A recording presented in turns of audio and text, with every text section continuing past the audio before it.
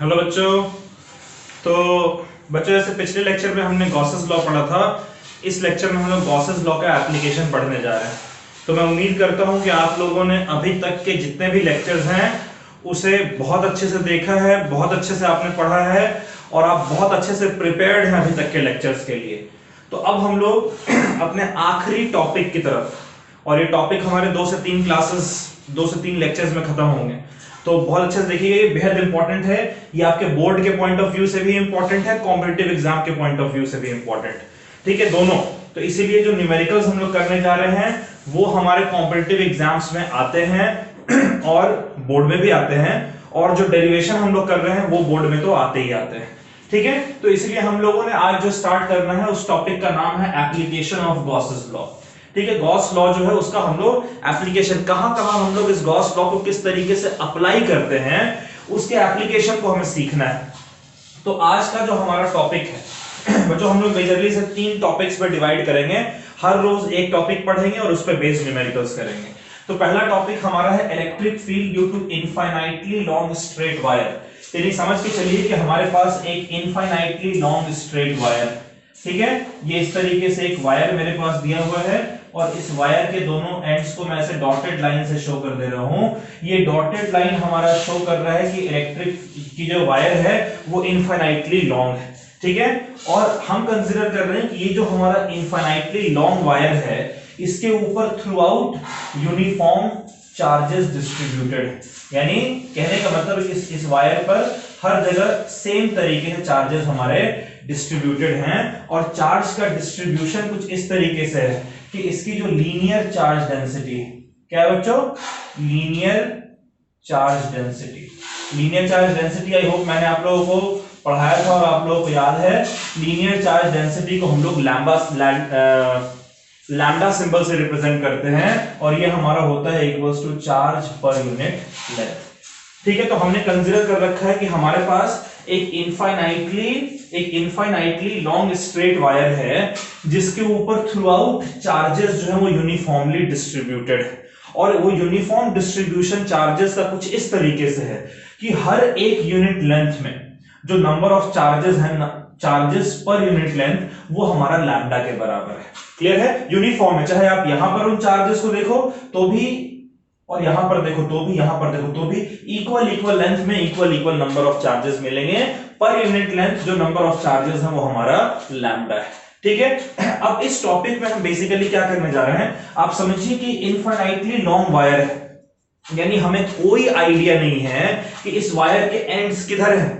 हमें कोई आइडिया नहीं है कि इस वायर के ऊपर टोटल कितने चार्जेस प्रेजेंट है। Infinite number of charges present है, और इन चार्जेस की वजह, सारे चार्जेस की वजह से कुल मिलाकर, यानी इस पूरे वायर के थ्रू हमें एक पॉइंट दे रखा है P। इस P पॉइंट पर इलेक्ट्रिक फील्ड कैलकुलेट करना है, जहां P पॉइंट का परपेंडिकुलर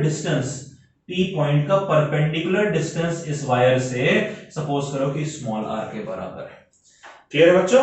तो हम इस P पॉइंट पर इलेक्ट्रिक फील्ड कैलकुलेट करना चाहते हैं, और इस इलेक्ट्रिक फील्ड को कैलकुलेट करने के लिए मैं एक स्मॉल r डिस्टेंस को रेडियस और O को सेंटर कंसीडर करते हुए एक सर्कल बनाने जा रहा हूं। ठीक है, ये सर्कल हमारा किस तरीके से, जैसे वायर अगर x एक्सिस के अलोंग है तो सर्कल उसके परपेंडिकुलर वाले प्लेन में यानी yz प्लेन में लाई कर रहा है। अब इस P पॉइंट पर आपको इलेक्ट्रिक फील्ड चाहिए, ध्यान से देखिएगा। तो P पॉइंट पर अगर आपको इलेक्ट्रिक फील्ड चाहिए तो ऐसा करते हैं कि सेंटर से कुछ दूरी ऊपर, यानी लेट अस से कि x डिस्टेंस ऊपर, ये r है, ये x डिस्टेंस ऊपर हमारे पास एक छोटा सा रीजन, ठीक है, इस छोटे से रीजन में जितने भी चार्जेस हमारे यहां पर प्रेजेंट होंगे उन चार्जेस की वजह से यहां पर जो इलेक्ट्रिक फील्ड आप कैलकुलेट करोगे वो इलेक्ट्रिक फील्ड आपका इस तरीके से रेडियली आउटवर्ड होना चाहिए। अच्छा, अब अगर मैं जितना डिस्टेंस x मैंने ऊपर लिया है, अगर उतना ही डिस्टेंस x मैं नीचे की तरफ भी लूं, उतना ही डिस्टेंस x अगर मैं नीचे की तरफ भी लूं, तो इस नीचे की तरफ जो रीजन हमने ले रखा है इसकी वजह से इलेक्ट्रिक फील्ड हमारी रेडियली आउटवर्ड बाहर इस डायरेक्शन में होनी चाहिए। अब देखिए, हमने बेसिक आइडिया क्या है कि ये जो हमारा P पॉइंट है यहां से हम परपेंडिकुलर ड्रॉप करते हैं, ये परपेंडिकुलर सपोज करो O पॉइंट पे मिलता है, क्योंकि वायर के एंड्स हमें पता ही नहीं है, इसीलिए ये जो O मिल रहा है वो हम अपने सहूलियत के लिए इस वायर के सेंटर को हम O कंसीडर कर लेते हैं, मान लेते हैं। तो O से x डिस्टेंस ऊपर और x डिस्टेंस नीचे इक्वल विड्थ हमने कंसीडर किया है, और इन दोनों की वजह से हम यहां पर इलेक्ट्रिक फील्ड फाइंड करते हैं। देखिए जाहिर सी बात है, ये जो डिस्टेंस है, ये डिस्टेंस और ये जो डिस्टेंस है दोनों सेम होंगे। क्यों? ये डिस्टेंस कितना हो जाएगा, root R square plus X square, ये डिस्टेंस होना चाहिए ना, root R square plus X square, और ये डिस्टेंस भी उतना ही होना चाहिए, root R square plus X square. ये सेम डिस्टेंस होगा, तो डिस्टेंस सेम है, और चूंकि विड्थ हमारा सेम है और चार्जेस यूनिफॉर्मली डिस्ट्रीब्यूटेड हैं, इसलिए इस रीजन में चार्ज भी सेम होना चाहिए, यानी दोनों इलेक्ट्रिक फील्ड हमारे सेम है। अब इन दोनों इलेक्ट्रिक फील्ड को अगर मैं कंपोनेंट में डिवाइड करूं, इस वाले इलेक्ट्रिक फील्ड का एक कंपोनेंट इधर होगा और एक कंपोनेंट ऊपर की तरफ, इस वाले इलेक्ट्रिक फील्ड का एक कंपोनेंट इधर, एक कंपोनेंट नीचे की तरफ। तो आप देख सकते हैं कि वायर के पैरेलल जो कंपोनेंट है इन दोनों रीजन्स की वजह से वो इक्वल एंड ऑपोजिट है, वो कैंसिल आउट हो जाएगा, है ना। और जो परपेंडिकुलर कंपोनेंट है वो सेम डायरेक्शन में है और वो आपका एड अप हो जा रहा है। इस तरीके से आप पेयर में इक्वल डिस्टेंस पे इस वायर के ऊपर छोटे छोटे एलिमेंट को लेकर अगर आप यहां पर इलेक्ट्रिक फील्ड कैलकुलेट करोगे, तो धीरे धीरे छोटे छोटे एलिमेंट को लेते आप नीचे की तरफ बिल्कुल एंड तक पहुंचोगे, इधर भी एंड तक पहुंचोगे। हर एक पेयर ऑफ सच एलिमेंट की वजह से रेडियल डायरेक्शन में, परपेंडिकुलर डायरेक्शन में इलेक्ट्रिक फील्ड आपकी एड अप होंगी, और परपेंडिकुलर वाले, ठीक है, जो रेडियस के परपेंडिकुलर है, यानी कि वायर के पैरेलल वाले डायरेक्शन में जो इलेक्ट्रिक फील्ड है वो कैंसिल आउट हो जाएगा।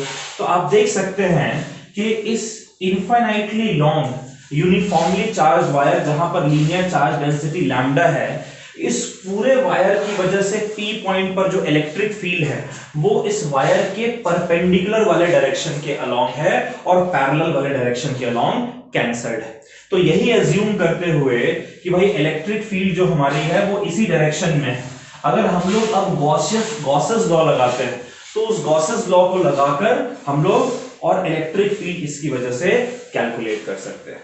कैसे कैलकुलेट करेंगे ये अभी मैं आपको दिखाता हूं, ठीक है। तो यहां पर देखिए हम लोग थोड़ा सा इसको आप पहले नोट कर लीजिए, क्योंकि मैं इसे मिटाकर इसी में डायग्राम बनाऊंगा, इसे आप पहले नोट कर लें।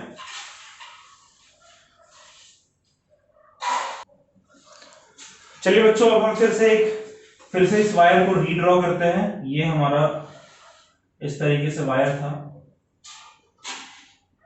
ठीक है, और ये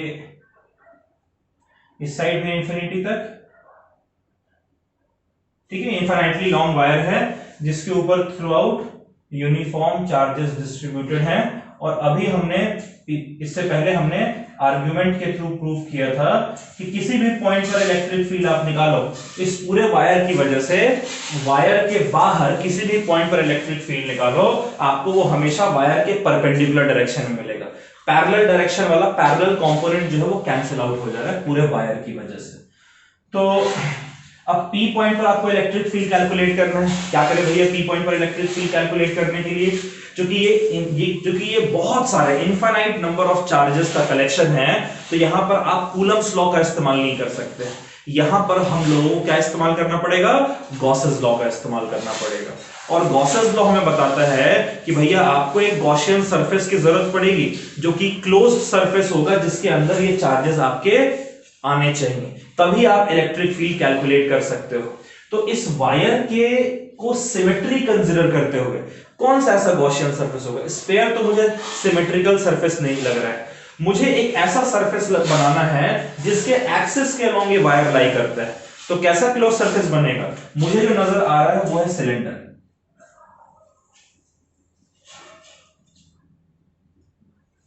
है ना बच्चों। तो ये हमारा एक सरफेस इस तरीके से बन रहा है,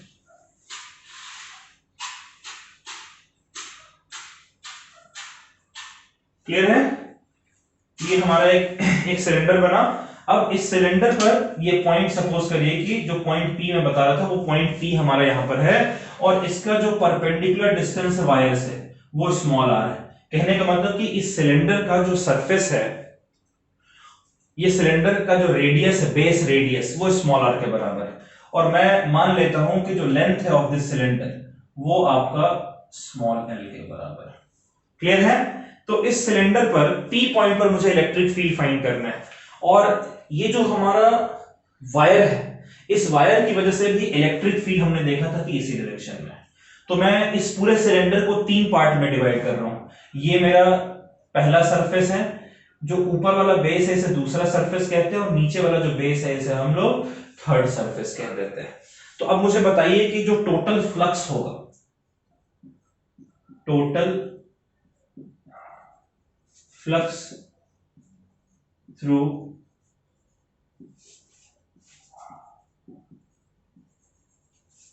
सिलेंडर ऑफ लेंथ L,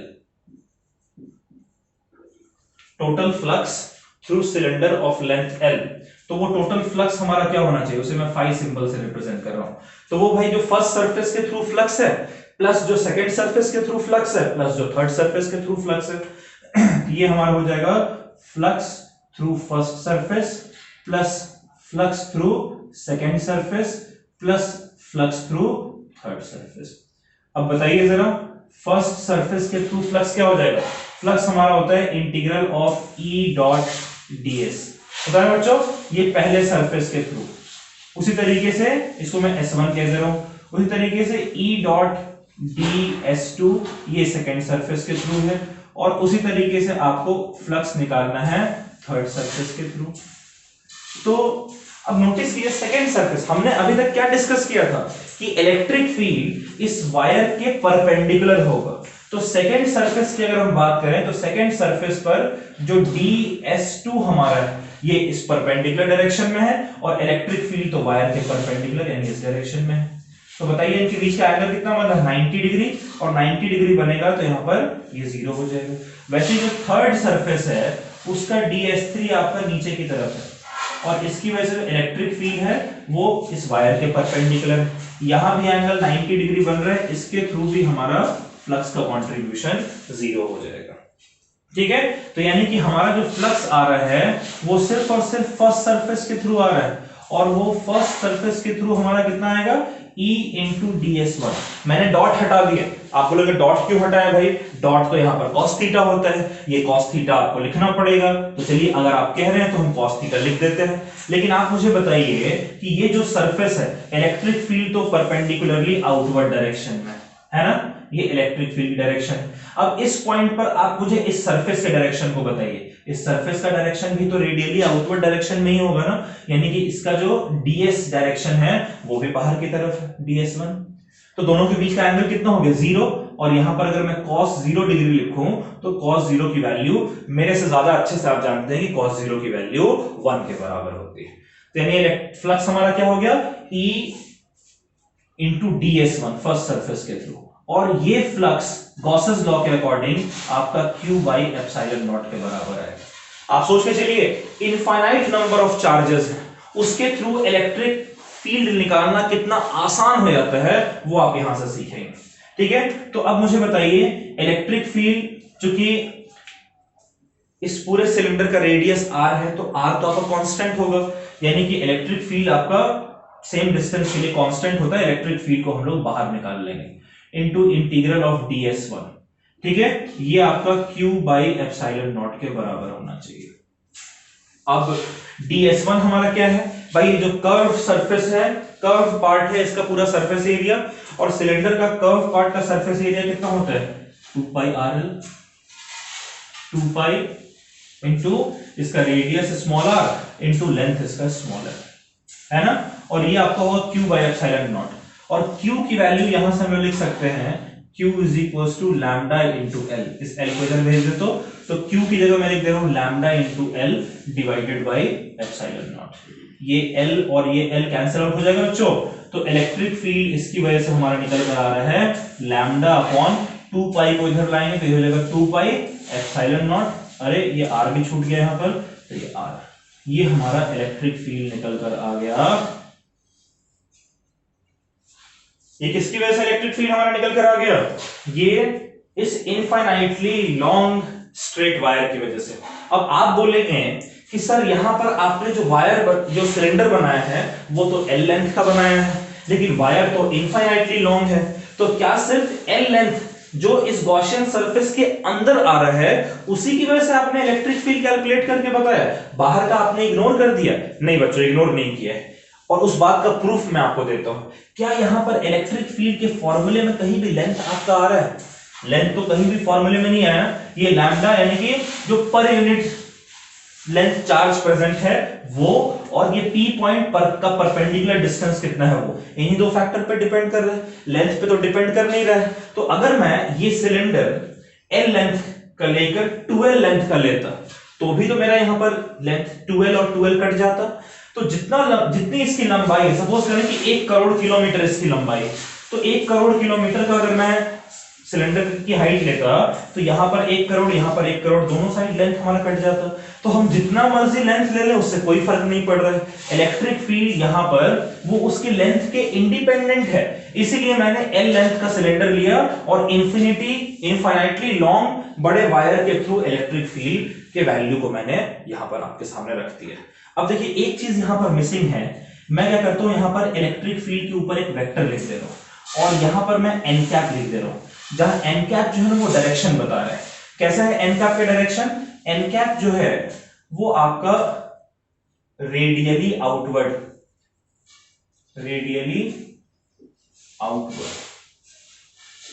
यानी परपेंडिकुलर टू द वायर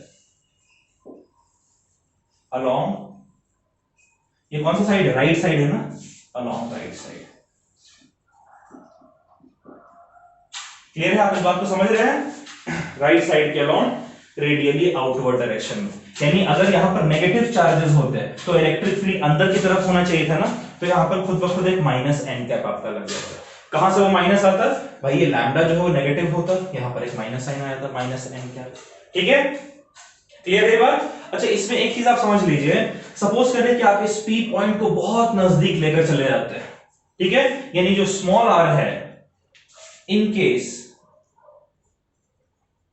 अगर आप इस स्मॉल आर को लगभग जीरो टेंड कर देंगे, तब जो इलेक्ट्रिक फील्ड है वो इलेक्ट्रिक फील्ड आपकी, अगर यहां पर आप जीरो टेंड कर देंगे तब ये जो इलेक्ट्रिक फील्ड है it will tend to infinity.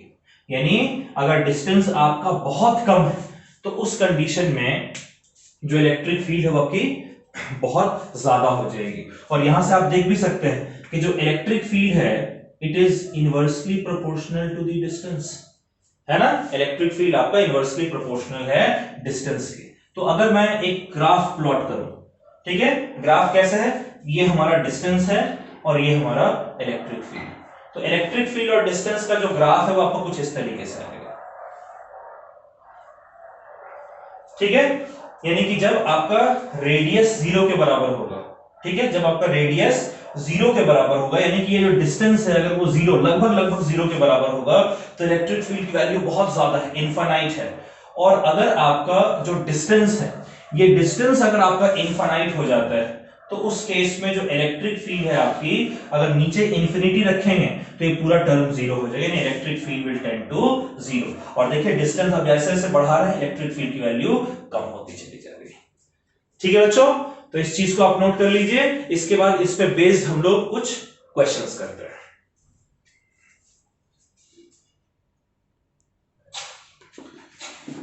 चलिए बच्चों कुछ क्वेश्चंस करते हैं हम लोग, ठीक है। तो जो पहला क्वेश्चन है, तो पहला क्वेश्चन ध्यान से देखिएगा। पहला क्वेश्चन है कि the drum of photocopying machine, ठीक है, the drum of photocopy machine, खुद से करना आप लोगों को, कॉपी करते चलिए इस क्वेश्चन को। The drum of photocopy machine of electric field, एक मशीन है, इसकी इलेक्ट्रिक फील्ड गिवन है 2.3 into 10 raised to the power 5, 2.3 into 10 raised to the power 5 Newton पर कूलम। तो एक ड्रम है फोटोकॉपी मशीन की जिसकी इलेक्ट्रिक फील्ड गिवन है आपको, has length length 42 centimetre, 42 centimetre and radius 6 centimetre. ठीक है, यानी फोटोकॉपी मशीन जो है वो सिलेंड्रिकल शेप का है, इसका लेंथ और रेडियस आपको गिवन है। तो इसका कह रहा है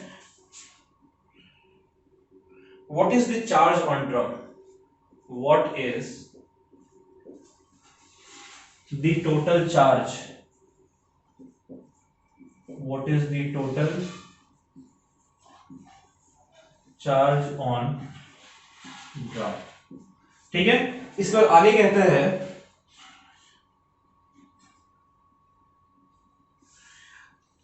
if a new version, एक न्यू वर्जन है इसका, if a new version of machine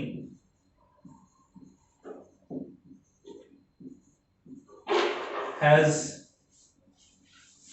length 28 centimeter, 28 centimeter and radius 4 centimeter, all right, without या with same electric field, with same value of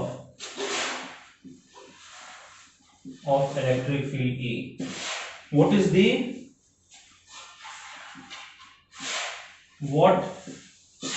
is the charge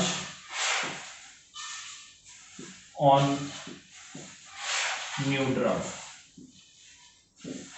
तो बच्चों I hope आप साथ साथ मेरे क्वेश्चन में कॉपी कर रहे थे, ये क्वेश्चन समझ लेते हैं, फिर आप वीडियो को पॉज कीजिएगा, मैं भी पॉज करूंगा, मैं इसमें इंक भरूंगा, फिर आप जब रिज्यूम करेंगे तो फिर हम लोग इस क्वेश्चन को चेक करेंगे आपने सही किया है गलत।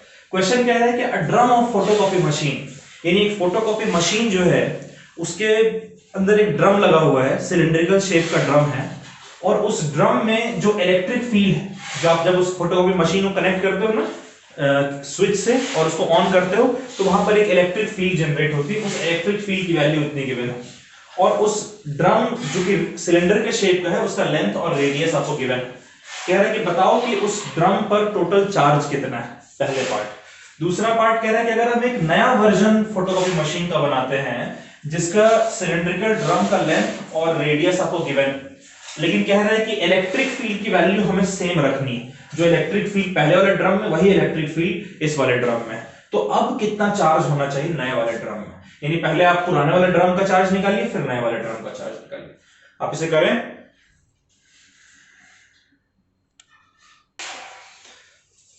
तो बच्चों आई होप आपने इस क्वेश्चन को सॉल्व कर लिया, तो हम लोग जरा इसका सॉल्यूशन देखते हैं। क्वेश्चन ऐसा कोई बहुत डिफिकल्ट तो नहीं था। कह रहा है कि अब सबसे पहले क्या गिवन है, हम इसे ड्रम 1 कहते हैं, दूसरे को ड्रम 2 कह देते हैं। तो पहले ड्रम 1 की बात करते हैं, है ना, ड्रम 1 की बात करते हैं। क्या क्या गिवन है बच्चों हमें?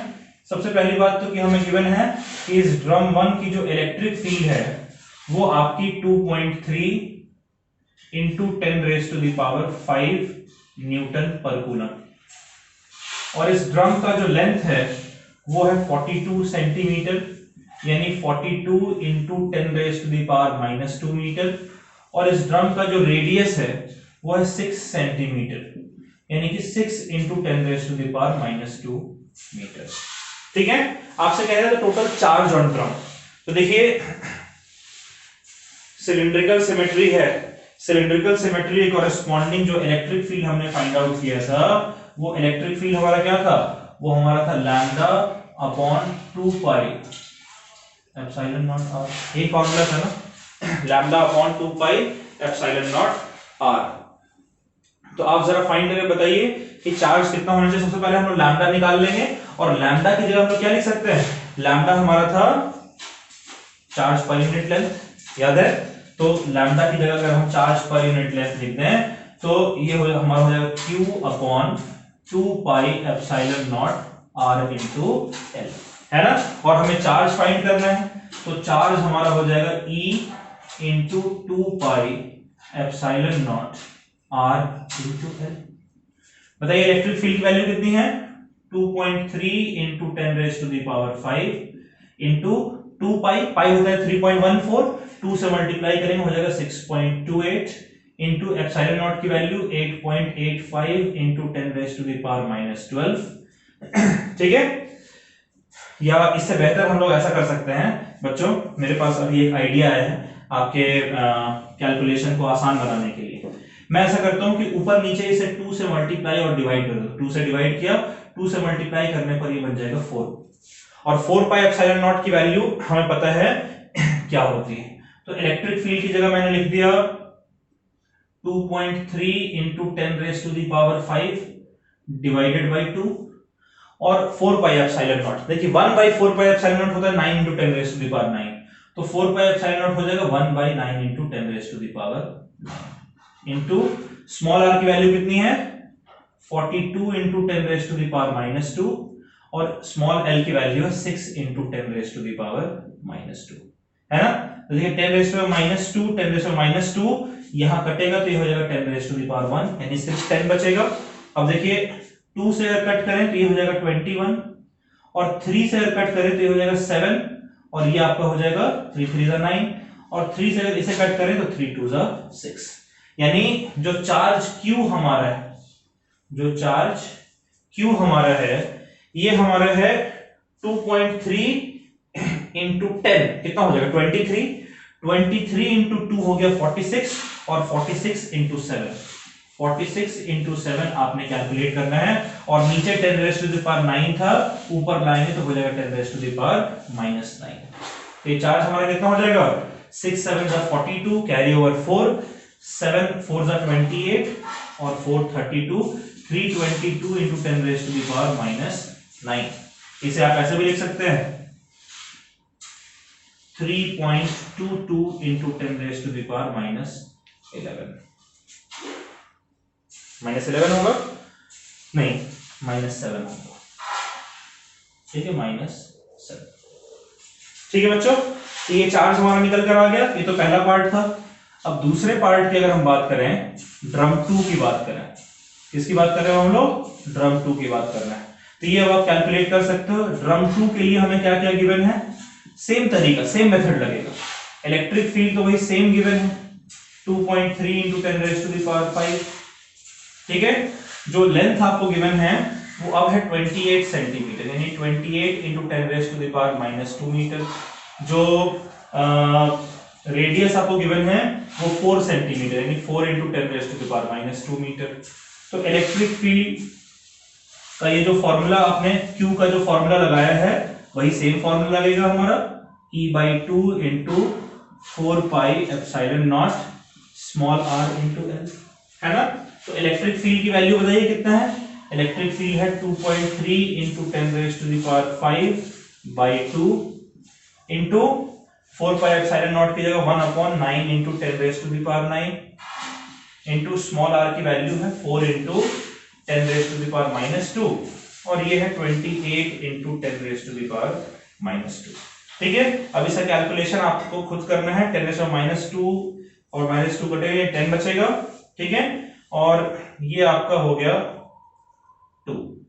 ठीक है बच्चों, तो ये आपका हो गया 2.3 इंटू 10 यानी 23 इंटू 2, 23 इंटू 2 हो जाएगा 46 इंटू 28 डिवाइडेड बाई 9 और 10 रेज़ टू द पावर 9 ऊपर जाएगा तो हो जाएगा 10 raise to the power minus 9। अब ये आपने खुद कैलकुलेट कर लेना है और जो चार्ज है इसकी वैल्यू आप कैलकुलेट कर लोगे, ठीक है। खुद कर लेंगे आप, आई होप आप खुद कर सकते हैं इसको। ये कैलकुलेशन आपके लिए मैं छोड़ रहा हूं, ठीक है। इसको आप थोड़ा सा सिंप्लीफाई कर सकते हैं, ये आपका हो जाएगा 3.1, ठीक है। अब 46 इंटू 3.1 कर लेंगे। 46 3 कितना होगा, 46 3 मेरे हिसाब से होता है 138, ठीक है, और 138 और 0.1 से करेंगे तो 4.6 यानी 142.6 into 10 raise to the power minus 9, ये आपको हो जाएगा 1.426 into 10 raise to the power minus 7 coulomb. ये कूलम लिखना नहीं भूलेंगे वरना सारे मार्क्स चले जाएंगे आपके। लीजिए ये भी कैलकुलेट कर दिया मैंने, ठीक है। ये पहला क्वेश्चन नोट कर लीजिए, चेक कर लीजिए आपका सही है या गलत, फिर हम लोग सेकंड क्वेश्चन करेंगे। ठीक है बच्चों, so let's start second question, question number 2। ठीक है, सेकंड क्वेश्चन क्या है हमारा? सेकंड क्वेश्चन कह रहा है कि एक फिगर है, ठीक है, एक फिगर है जो कि long thin walled metal tube का बना हुआ है। अ फिगर शोज, ये बहुत सिंपल है, shows a long thin walled metal tube, a long thin walled metal tube, thin walled metal tube of radius capital R, ठीक है, and charge per unit length, charge per unit, charge per unit length, charge per unit length क्या है? Lambda. ठीक है, तो एक figure है, अब वो फिगर मुझे बनाना नहीं आता बहुत अच्छे से, लेकिन यूं समझिए कि इस तरीके से एक आपको फिगर दिया हुआ है, क्लियर है, और इस तरीके का 3 डायमेंशनल फिगर अज्यूम कीजिएगा, ये 3 डायमेंशनल फिगर है इस तरीके का कुछ, ठीक है, एक 3 डायमेंशनल फिगर है,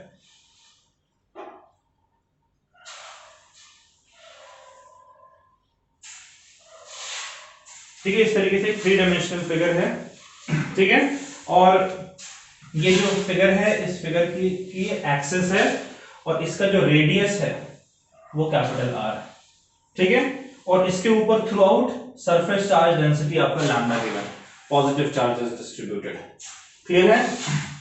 अब कह रहा है derive expression for electric field, क्या करना है हमें डिराइव करना है एक्सप्रेशन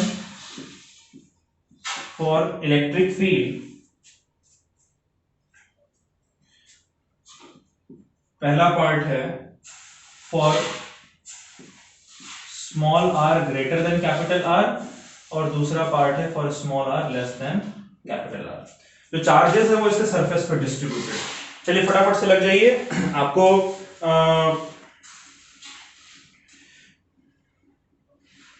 ठीक है, लैम्डा की वैल्यू जो है, वैल्यू देने की जरूरत तो नहीं है, आप डायरेक्ट इसको सिर्फ लैम्डा के टर्म्स में लिखिए, लैम्डा और स्मॉल आर के टर्म्स में फाइंड आउट कीजिए, फिर तो लैम्डा और स्मॉल आर की वैल्यू जो भी हो आप उसमें पुट कर सकते हैं।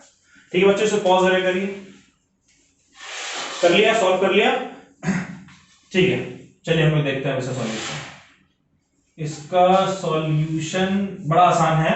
तो ये कह रहे हैं कि एक फिगर है, थिन वॉल्ड मेटालिक ट्यूब है, ये कुछ ना कुछ एक सिलेंडर की तरह लग रहा है ना, और सिलेंड्रिकल सिमेट्री के लिए हमने इनफाइनाइटली लॉन्ग स्ट्रेट वायर के थ्रू सिलेंड्रिकल सिमेट्री का क्वेश्चन हमने सॉल्व किया था। सिलेंड्रिकल सिमेट्री जो पहला पार्ट है वो हमारा है कि small are greater than capital R है। तो समझिए, अगर सपोज करिए कि हमारे पास एक पॉइंट है यहां पर P, ये हमारे पास एक पॉइंट है P, ठीक है, जिसकी दूरी सपोज करो कि स्मॉल आर के बराबर है। तो इस पॉइंट को आप सेंटर मानते हुए, स्मॉल आर को रेडियस कंसीडर करते हुए आप एक सिलेंडर कंसीडर कर सकते हैं ना, इस तरीके से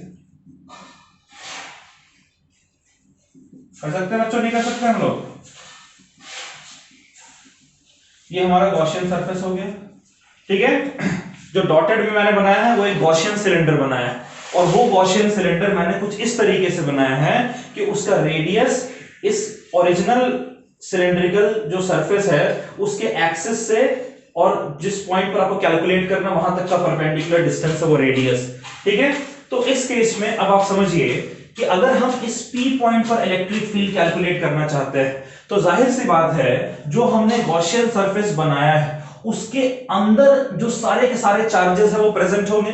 भाई ये जो हमारा ओरिजिनल सिलेंडर है ये इस गॉसियन सिलेंडर के अंदर लाई कर रहा है। तो एक बड़ा सिलेंडर हमने, इमेजिनरी सिलेंडर हमने बनाया है बड़ा सा, और उसके अंदर एक छोटा सिलेंडर है। जैसा क्या मतलब हुआ कि वो जो छोटा सिलेंडर है, जो ओरिजिनल सिलेंडर मैंने स्टार्टिंग में बनाया था, वो इस डॉटेड सिलेंडर के कंप्लीटली अंदर लाई कर रहे हैं। तो इस अंदर वाले सिलेंडर में जितने भी चार्जेस होंगे वो भी इस गॉसियन सरफेस के अंदर लाई कर रहे होंगे, जो डॉटेड गॉसियन सरफेस मैंने बनाया उसके अंदर लाई कर रहे होंगे। तो अब जब अंदर लाई कर रहे हैं तो उस केस में हमने जो इलेक्ट्रिक फील्ड फाइंड आउट किया था, वो इलेक्ट्रिक फील्ड हमारा क्या था, वो इलेक्ट्रिक फील्ड हमारा हो जाएगा lambda upon 2 pi epsilon naught into small R. Derive करने की जरूरत नहीं है, अगर आप डिराइव करना चाहते हैं तो आप डिराइव कर सकते हैं, ठीक है। इलेक्ट्रिक फील्ड जो है आप डिराइव कर लीजिए। जो फ्लक्स हमारा है वो फ्लक्स हमारा होता है E डॉट ds होता है ना, और यही हमारा Q बाई एप्सिलॉन नॉट के बराबर होता है। अब देखिए यहां पर जो इलेक्ट्रिक फील्ड है वो हमारा रेडियली आउटवर्ड होगा, और इस पॉइंट पर जो ds है वो भी रेडियली आउटवर्ड है, यानी इस केस के लिए जो cos थीटा है वो हमारा 1 के बराबर हो, क्योंकि थीटा हमारा 0 के बराबर है। तो E into ds total integral भी लेंगे हम लोग, ये हमारा Q बाई एप्सिलॉन नॉट के बराबर होगा, ठीक है। और यहां पर E हमारा बाहर आ जाएगा, ds हमारा इधर रह जाएगा, और Q की जगह हम लैम्डा इंटू एल लिख सकते हैं, lambda into L by epsilon not. अब ये जो ds है, इस ds की जगह इस पूरे सिलेंडर का एरिया 2 पाई r इंटू एल, ये आपका हो जाएगा lambda L upon epsilon not. ये एल और एल कैंसिल आउट हो गया, और ये जो इलेक्ट्रिक फील्ड है ये हमारा हो गया lambda by 2 pi epsilon naught into small R. Starting में भी हमने यही लिखा था। अब सेकंड पार्ट देखते हैं। सेकंड पार्ट है हमारा कि अगर स्मॉल r इस कैपिटल R से छोटा हुआ, यानी इस ओरिजिनल का जो रेडियस है उससे अगर छोटा होता है हमारा स्मॉल r, तो उस कंडीशन में क्या होगा। तो मैं इसे जरा मिटा दे रहा हूं।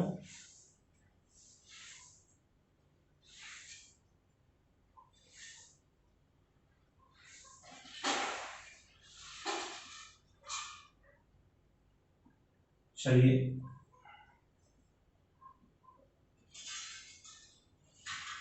ओके, अब हमें दूसरा जो केस हमें दिया हुआ है वो कंसीडर करो। सपोज करो कि हमारा पॉइंट जो P है वो यहां पे है, तो उस केस में ये हमारा स्मॉल r डिस्टेंस हो जाएगा P से परपेंडिकुलर। तो अगर इसे हम कंसीडर करके रेडियस, अगर एक गॉसियन सरफेस बनाते हैं सिमेट्री के लिए, तो ये गॉसियन सरफेस तो हमारा यहीं तक बनेगा ना, ठीक है।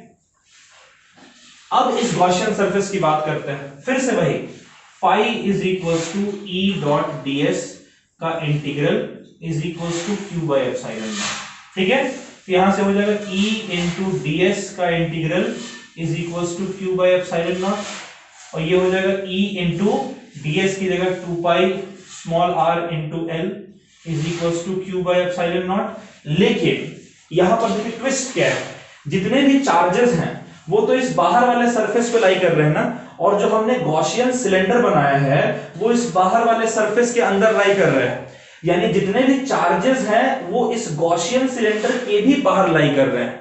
और गॉसेस लॉ क्या कहता है कि अगर जो गॉसियन सरफेस आप बना रहे हो उसके अंदर कोई चार्ज ना लाई करके बाहर लाई करे, जो कि यहां पर देखिए चार्ज इस सरफेस पे लाई कर रहे हैं, लेकिन गॉसियन सिलेंडर तो यहीं तक है, यानी इसके बाहर लाई कर रहे हैं। तो अगर बाहर सारे चार्जेस लाई कर रहे हैं तो उस केस में आपका Q जो है वो 0 के बराबर होता है। So that means that E into 2 pi RL ये आपका हो जाएगा equals to 0 upon epsilon naught, जो कि 0 के बराबर होगा।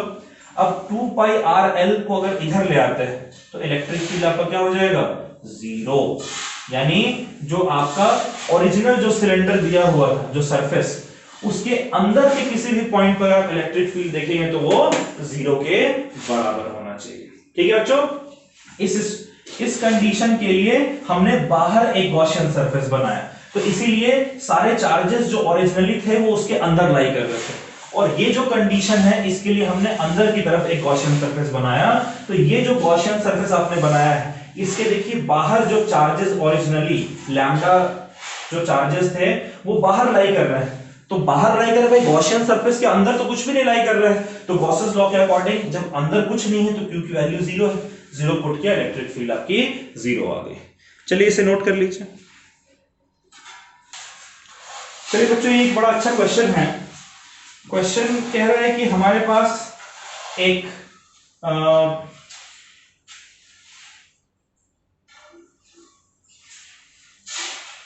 सिलेंडर है, ठीक है, एक सिलेंडर हमारा है इस तरीके से, जिसके ऊपर overall plus Q charges present है। ठीक है, और ये इसका एक्सेस है, और कोएक्सियल एक और सिलेंडर है, एक बड़ा सिलेंडर, दोनों का एक्सेस सेम है।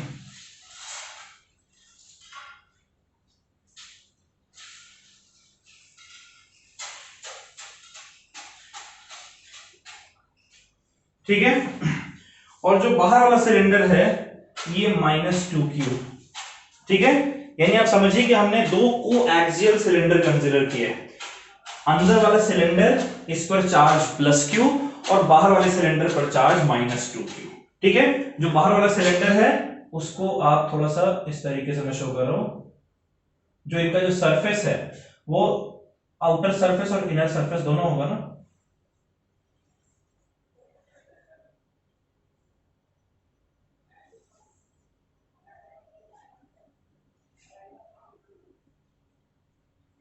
ठीक है, ओके। तो कह रहा है कि एक सिलेंडर, एक बहुत लॉन्ग सिलेंडर है और इस सिलेंडर का जो लेंथ है वो कैपिटल L है। ठीक है, सो क्वेश्चन है a very long cylinder, a very long cylinder of length capital L, ठीक है, with total charge +q, with total charge +q is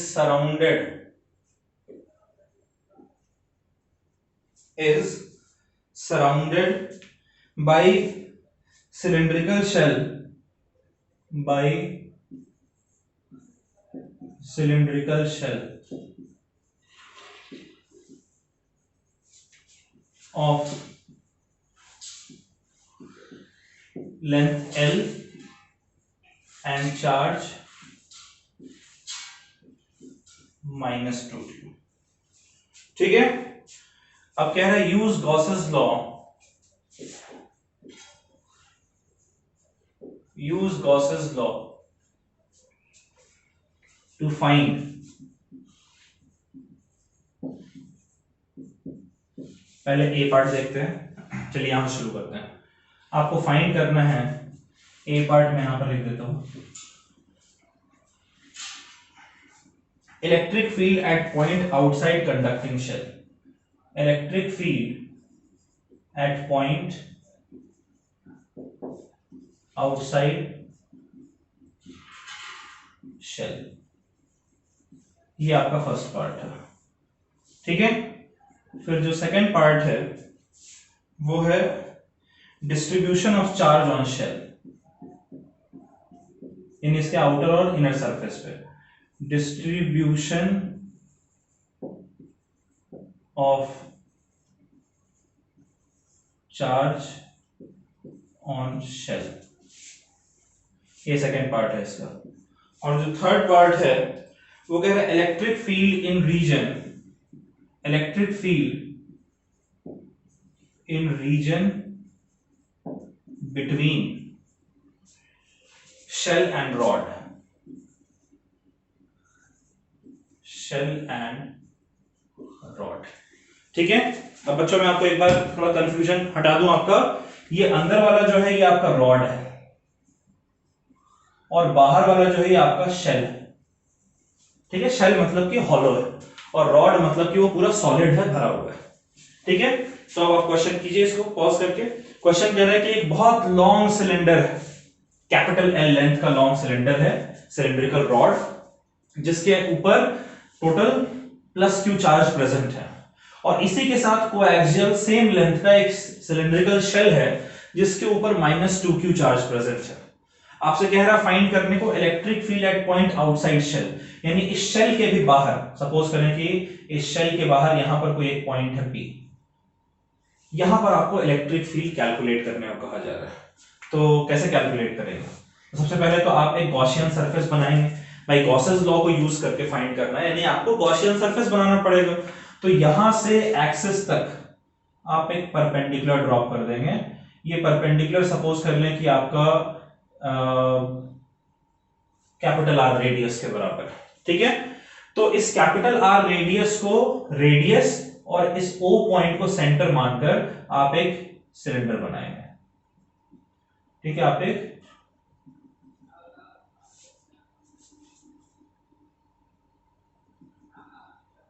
cylinder consider करेंगे,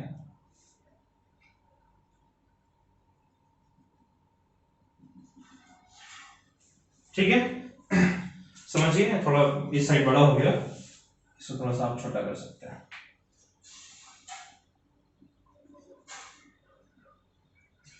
ठीक है। इस तरीके से एक सिलेंडर हमारे पास है, मान लीजिए। अब आपको इस पॉइंट पर इलेक्ट्रिक फील्ड कैलकुलेट करना है। तो electric field outside shell, electric field, ठीक है, ये आपने कैलकुलेट किया था as lambda upon 2 pi epsilon naught R. यहां पर जो r है हमारा वो कैपिटल R के बराबर है, ठीक है। और लैम्डा जो है वो सपोज करें कि हमारा Q अपॉन कैपिटल L के बराबर है, ठीक है, क्योंकि ये लेंथ कैपिटल L है ना। तो अगर मैं इसे रिप्लेस करूं तो मेरा इलेक्ट्रिक फील्ड क्या आ जाएगा, लैम्डा की जगह Q बाई L, तो Q हमारा ऊपर आ जाएगा 2 pi epsilon not, small r की जगह कैपिटल R लिखेंगे और इसकी जगह हम कैपिटल L लिख देंगे। इतनी electric field outside this shell है ना। ये हमने कैलकुलेट कर लिया, क्लियर है। अच्छा, उसी तरीके से कह रहा है, अच्छा अब एक चीज, लेकिन एक चीज आपको नोटिस करने वाली बात है कि ये स्मॉल q क्या है, ये स्मॉल q हमारा नेट चार्ज, नेट चार्ज क्या है बच्चों, net charge inside Gaussian surface. यहां पर आप गड़बड़ कर देंगे, इसलिए यहां पर आपको ध्यान देना है। अब इस गॉसियन सरफेस जो डॉटेड सिलेंडर है उसके अंदर नेट चार्ज कितना है, देखिए यहां पर चार्ज है q और यहां पर -2q, रॉड पे q और शेल के अंदर -2q। तो q और -2q दोनों इस गॉसियन सरफेस के अंदर है ना। तो ये जो स्मॉल q है, स्मॉल q की जगह मैं कैपिटल q लिखता हूं, ठीक है, ताकि कंफ्यूजन ना हो। ये हम कैपिटल q मान लेते हैं।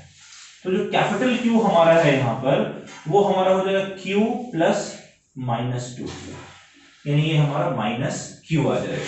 तो अब अगर आप इलेक्ट्रिक फील्ड कैलकुलेट करें तो ये आपका हो जाएगा -q, कैपिटल Q की जगह -q लिखा, अपॉन 2 पाई एप्सिलॉन नॉट। ये आपका फाइनली इलेक्ट्रिक फील्ड निकल कर आ गया, है ना। नेट चार्ज -q है, प्लस q -2q -q होता है, ठीक है। सेकंड पार्ट देखते हैं इसका, distribution of charge on shell.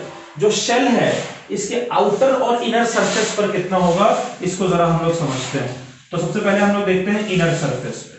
कौन सरफेस पे देख रहे हैं बच्चों, इनर सरफेस पे हम लोग देखते हैं क्या है।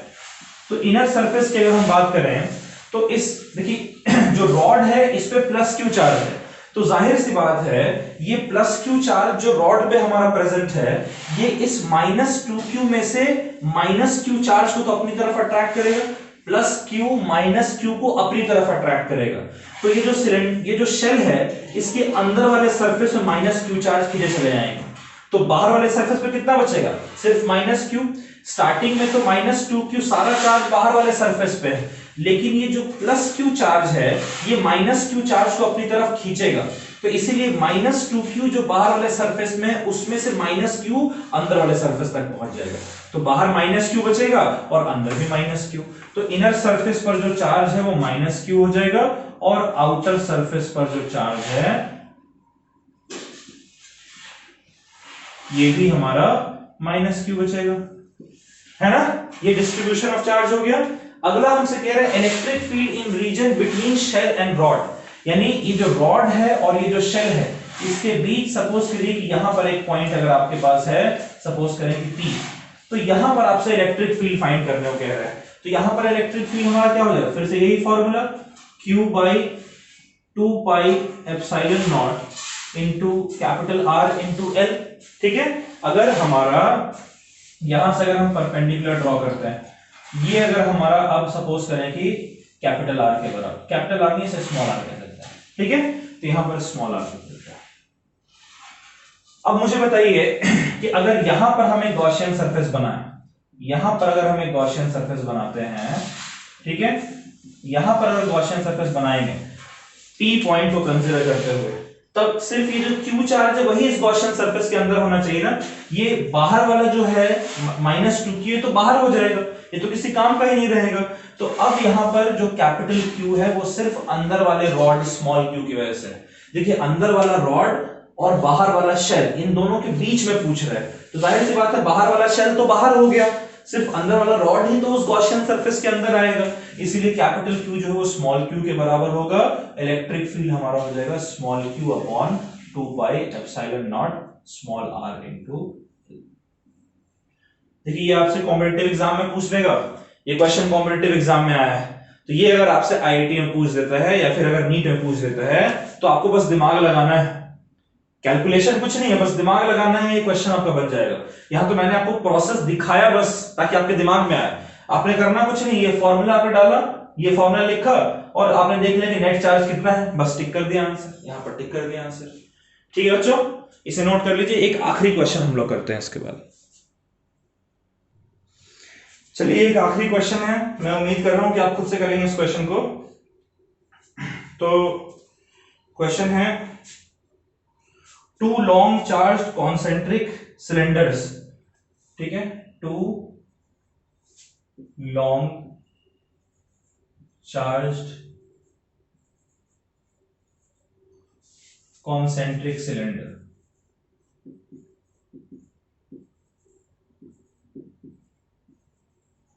आप लोग ये तो नहीं सोच रहे कि सर ने कराया स्ट्रेट लाइन का, स्ट्रेट वायर का, और क्वेश्चन करा रहे सिलेंडर पे। बच्चों वो सिलिंड्रिकल सिमेट्री था, है ना, हमने सिलेंडर बनाया था ना गॉसियन सरफेस में, तो जितने भी क्वेश्चंस में आपके सिलिंड्रिकल सिमेट्री होंगे उन सब का फॉर्मूला वही रहेगा। ठीक है, तो इसलिए सिलिंड्रिकल सिमेट्री क्वेश्चन हम लोग कह रहे हैं, कह रहे हैं दो लॉन्ग चार्ज कॉन्सेंट्रिक सिलेंडर हैं, ठीक है, हैविंग रेडियाई, इनके रेडियस गिवन है, having radii 3 centimetre and 6 centimetre, ठीक है, एक 3 सेंटीमीटर है और एक 6 सेंटीमीटर है। कह रहा है charge per unit length, charge, ये आप खुद से करेंगे इस क्वेश्चन को, charge per unit length, charge per unit length is 5 into 10 raised to the power minus 6 coulomb per meter and minus 7 into 10 raised to the power minus 6 coulomb per meter respectively। ठीक है, कह रहा है find electric field, find electric field at पहला part है R is equals to 4 centimetre और दूसरा part है R is equals to 8 centimetre. ठीक है, चलिए अब इस क्वेश्चन को आप खुद से करिए, इस क्वेश्चन को आप खुद से करें, इसके बाद फिर हम लोग चेक करेंगे कि आपने सही किया है गलत किया है। कर लिया बच्चों? आई होप अपने वीडियो को पॉज करके क्वेश्चन कर लिया, नहीं किया तो प्लीज पॉज करके इस क्वेश्चन को ईमानदारी से करिए, फिर हम लोग इसको देखते हैं। कर लिया बच्चों? ठीक है, चलिए मैं मान के चल रहा हूं कर लिया आपने। तो दो सिलेंडर है, पहला जो सिलेंडर आपको दिया हुआ है, पहला जो सिलेंडर आपको दिया हुआ है ये उसका एक्सेस, तो पहले सिलेंडर का जो रेडियस है वो दिया हुआ है आपको 3 सेंटीमीटर, और फिर आपको कोएक्सियल कॉन्सेंट्रिक मतलब सेम एक्सिस के अलोंग इनका सेंटर जो है वो रेडियस का इनका सेम होगा। तो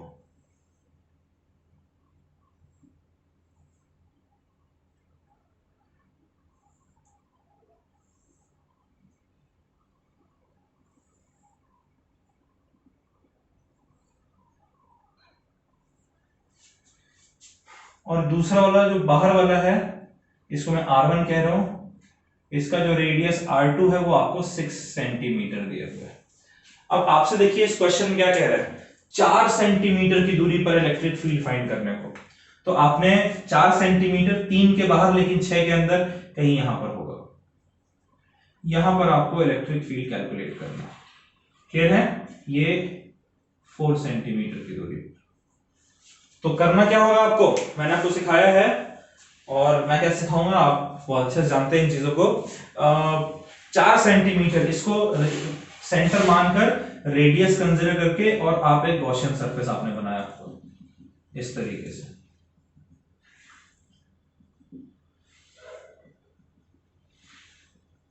बनाया ना बच्चों? अब ये 4 सेंटीमीटर का है। इलेक्ट्रिक फील्ड का फॉर्मूला हमने देखा था, ये हमारा था lambda upon 2 pi epsilon naught R. ये था ना, lambda upon 2 pi epsilon naught R. और आपको चार्ज पर यूनिट लेंथ यानी लैम्डा की वैल्यू गिवन है 5 into 10 raised to the power -6। तो इसको Q/L लिखने की जरूरत नहीं। अब R 4 सेंटीमीटर और लैम्डा 5 into 10 raised to -6। तो यहां पर इलेक्ट्रिक फील्ड का फॉर्मूला लिख सकते हैं हम लोग, लैम्डा की जगह 5 into 10 raised to the power -6 divided by एक 2 को ऊपर लिख दे रहे हैं। ठीक है, ये 2 अगर मैं ऊपर लिख दूं तो यहां पर 4 हो जाएगा ना, 2 से ऊपर नीचे मल्टीप्लाई और डिवाइड किया तो ये हमारा हो जाएगा 1/4 पाई एप्सिलॉन नॉट। इसे लिख सकते हैं 1/4 पाई epsilon not into 2 lambda upon r, लिख सकते हैं ना। तो 1/4 पाई एप्सिलॉन नॉट हमारा होता है 9 into 10 raised to the power 9। देखिए कैलकुलेशन को हमेशा आसान बनाना है।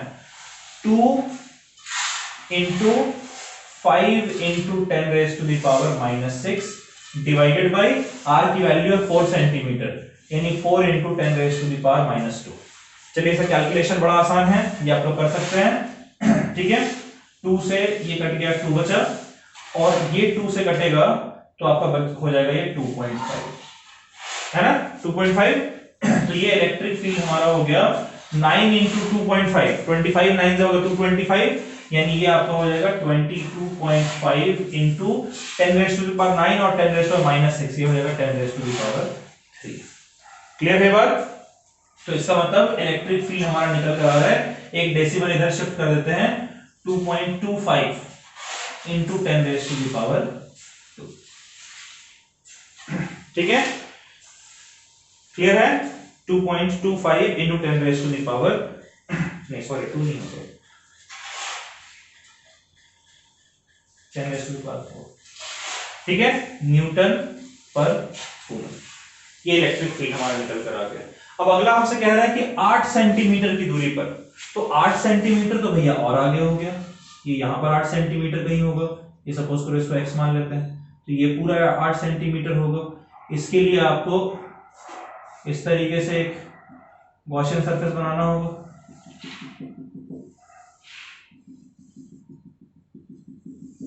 ठीक है, अब देखिए बाहर जो है, अगर इसकी बात करें तो भाई इलेक्ट्रिक फील्ड अब हमारा हो जाएगा E = 2, चूंकि अब 2 आ रहे हैं, एक तो अंदर वाला जो सबसे छोटा वाला सिलेंडर है वो भी इस बड़े गॉसियन सरफेस के अंदर है और जो ये बड़ा वाला सिलेंडर है वो भी इसके अंदर है। तो ये आपका हो जाएगा λ1 प्लस टोटल चार्ज होता है ना, टोटल चार्ज डेंसिटी, ये λ1 और ये λ2 दोनों को ऐड कर देंगे या फिर अलग अलग भी आप निकाल सकते हैं। पहले अंदर वाले की वजह से इलेक्ट्रिक फील्ड हो जाएगा λ/2 pi epsilon naught into small r और बड़े वाले की वजह से λ2/2 pi epsilon naught into small r। अगर ऐड करें नीचे एलसीएम हमारा सेम है 2 pi epsilon naught into small r, ऊपर हो जाएगा λ1 प्लस λ2। आप समझिए हमने λ1 प्लस λ2 क्यों किया है। देखिए जो अंदर वाला सिलेंडर है 3 सेंटीमीटर वाला, ये भी इस बड़े वाले गॉसियन सरफेस के अंदर लाई कर रहे हैं, इसकी वजह से भी यहाँ इलेक्ट्रिक फील्ड होगी λ1/2 पाई एप्सिलॉन नॉट r1, जहां λ1 हमारा ये है। ठीक है, और ये जो बड़ा वाला सिलेंडर है जो 6 सेंटीमीटर जिसका रेडियस है, वो भी तो इस बड़े वाले जो गॉसियन सरफेस हमने बनाया अभी बाहर वाला, उसके अंदर लाई कर रहे हैं, ये भी तो इलेक्ट्रिक फील्ड कंट्रीब्यूट करेगा ना। तो दोनों को हम ऐड करेंगे, इतना आ जाएगा। अब ये हमारा हो जाएगा इक्वल्स टू लैम्डा 1 की वैल्यू कितनी है, लैम्डा 1 हमारा 5 into 10 raised to the power -6 plus lambda 2 की जगह -7, तो प्लस इंटू माइनस माइनस हो जाएगा 7 into 10 raised to the power -6, ठीक है, divided by 2 pi epsilon not r। तो ऐसा करते हैं, ऊपर हम लोग 2 से मल्टीप्लाई कर देते हैं और नीचे भी 2 से मल्टीप्लाई कर देते हैं, तो ये हमारा 2 हो जाएगा और 1/4 पाई एप्सिलॉन नॉट हमारा होता है 9 into 10 raised to the power 9 divided by r। अब 8 सेंटीमीटर यानी 8 into 10 raised to the power -2, ठीक। अच्छा ये 10 raised to power -2 यहां बच गया था बच्चों, ये ऊपर जाकर हमारा 10 raised to the power 2 हो जाएगा, यानी 2 और ऐड कर दो इसमें, तो 4 में से 2 ऐड करेंगे तो हो जाएगा हमारा 6। ओके, अब यहां पर देखिए ये 2 से ये जाएगा तो हमारा 4 बचेगा, 5 -7 ये हो गया -2 into 10 raised to the power -6 into 9 into 10 raised to the power 9 divided by 4 into 10 raised to the power -2। ये 2 से गया तो ये 2 बचा और ये 2 से गया तो ये बच गया 4.5, यानी ये आपका आ रहा है 4.5 into 10 raised to -2 से जाएगा तो ये हो जाएगा 10 raised to the power -4 और प्लस 9 यानी कि हो जाएगा 10 raised to the power 5 Newton पर कूलम। क्लियर है बात? और एक नेगेटिव साइन है, उस नेगेटिव साइन को भी हम यहां पर कंसीडर करके चलेंगे, ठीक है। तो ये इलेक्ट्रिक फील्ड हमारा निकल कर आ गया, बाहर वाले रीजन और अंदर वाले रीजन। आप देखिए ऐसे क्वेश्चंस में आपको बड़ा सावधानी रखना पड़ेगा कि ये बाहर वाला सिलेंडर ले रहे हैं तब दोनों हमारे अंदर लाई कर रहे हैं, और ये बीच वाला सिलेंडर ले रहे हैं, ये डॉटेड वाला बीच वाला है तो सिर्फ अंदर वाला लाई कर रहा है, ये बाहर वाला जो सिलेंडर है वो इस गॉसियन सरफेस के बाहर लाई कर रहा है, उसको इंक्लूड नहीं करेंगे, ठीक है बच्चों। तो इसको आप नोट कर लीजिए और आई होप आपने वीडियो को पॉज करके इसको नोट कर लिया है, ठीक है। तो बच्चों ये हमारा एप्लीकेशन ऑफ गॉसेस लॉ का पहला एप्लीकेशन था एक सिलिंड्रिकल सिमेट्री के लिए। अब हम लोग अगले लेक्चर में इनफाइनाइट प्लेन शीट के लिए करेंगे, ठीक है, उसके बहुत सारे केसेस हैं, उन सबको देखेंगे, उनके न्यूमेरिकल्स करेंगे 2-4, और फिर लास्ट में हमारा स्फेरिकल सिमेट्री के क्वेश्चंस आएंगे का एक है टॉपिक, उसको करके उसके 2-4 क्वेश्चंस करेंगे। तो आज हम लोग यहीं पे पॉज कर रहे हैं बच्चों। अगर ये लेक्चर आपको पसंद आया प्लीज इसे लाइक करें, चैनल को सब्सक्राइब करना ना भूलें, बेल आइकन जरूर प्रेस करें ताकि कोई भी वीडियो हम अपलोड करें आप तक नोटिफिकेशन पहुंच जाए। इसके अलावा आप इस लेक्चर को प्लीज चैनल को ज्यादा से ज्यादा शेयर करें ताकि ज्यादा से ज्यादा लोग इस वीडियो को देख सकें, सीख सकें। इसके अलावा अगर आप हमारे ऑफलाइन क्लासेस को ज्वाइन करने में इंटरेस्टेड हैं तो आप इन 2 नंबर्स पे हमें कांटेक्ट कर सकते हैं। हमारे ब्रांचेस मयूर विहार फेज 1 दिल्ली और आईपी एक्सटेंशन दिल्ली में है, ठीक है बच्चों। तो 9-10 को हम लोग मैथ्स और साइंस पढ़ाते हैं, 11-12 को physics chemistry maths bio with very well qualified teachers. तो ज्यादा कॉन्सेप्ट ज्यादा डिटेल में पढ़ना है, ज्यादा अच्छे से पढ़ना है तो you can join us, you can even recommend other people to join our institute. तो आज के लिए बच्चों इतना काफी है, ये लेक्चर पढ़कर रखिएगा, फिर से बुक से भी कुछ क्वेश्चंस भी सॉल्व कीजिएगा, फिर अगले लेक्चर में हम लोग एक नए टॉपिक के साथ इसी एप्लीकेशन ऑफ गॉसेस लॉ के नए टॉपिक के साथ आएंगे and will do few questions as well. तब तक के लिए bye bye, take care, stay safe और प्लीज पढ़ते रहिएगा, पढ़ाई कीजिएगा, बाय बाय।